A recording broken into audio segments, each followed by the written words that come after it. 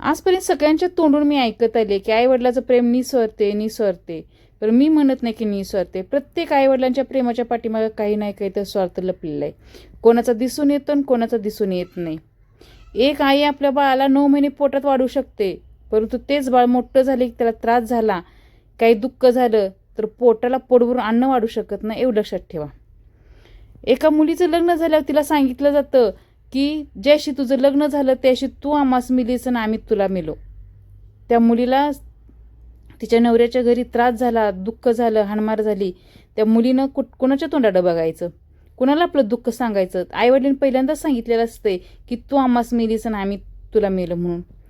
त्या मुलीनं मग जीव तर दिला पाहिजे, नाहीतर घर तर नवऱ्याचं सोडून दिलं पाहिजे. नवऱ्याचं घर सोडलं की सगळा समाज तिला नावं ठेवतोय, कुत्र्या निप्पट तिला वागणूक देतोय आणि आईवडिला त्याच्या घरी येऊ देत नाहीत. मग त्या मुलीनं करायचं काय?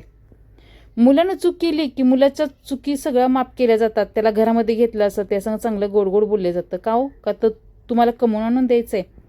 आणि मुलीच्या चुकी का माफ करू शकत नाही? तेही तुमचं बाळ आहे ना. त्या बाळालाही तुम्ही 9 महिने पोटात वाढवलं हे विसरून जाता तुम्ही. का? ती मुलगी आहे. त्या मुलीनं जायचं कुठं हो? तिचे आईवडील कोण? तिचं घर कुठलं? ना आईवडिलाचं ना नवऱ्याचं. मग तिला राहणार कुठं? ती काय करणार? मग वाईट मार्गाला गेली की पोरगी अशी वागते, अशी वाईट मार्गाला गेली म्हणायला तुम्ही मोकळंच आहेसा का हो? असं मुलामध्ये मुलीमध्ये का तुम्ही फरक करताय? मुलाला बी तसंच तुम्ही वाढवलं आणि मुलीला बी तसंच तुम्ही वाढवलं. मुलाच्या चुका सगळं माफ आणि मुलीची चुकी नाही का? मुलीला आईवडिलाच्या प्रेमाचा अधिकार नाही? बरं, नवरा मुलीला त्रास का करतो? त्या आईवडिलाच्या चुकीमुळेच ना. ज्या मुलीच्या पाठीमागं आईवडील तिचे खंबीरपणे उभे आहेत ना, त्या मुलीला सासरमध्ये कधीच त्रास होत नाही. आणि ज्या मुलीच्या पाठीमागं आईवडील खंबीरपणे उभा नाही आहेत, ज्या मुलीला आईवडिलाचा आधार नाही आहे, त्याच मुलीला सासरमध्ये त्रास झाला जातो. लक्षात घ्या.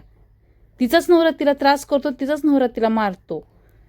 आणि त्या मुलीनं करायचं काय? ना आईवडिलाचं घर तिचं आहे ना नवऱ्याचं घर तिचं आहे. त्या मुलीनं मग जायचं कुठं? मग देव तर लवकर मरून देतोय तसं त्या मुलीला नाही.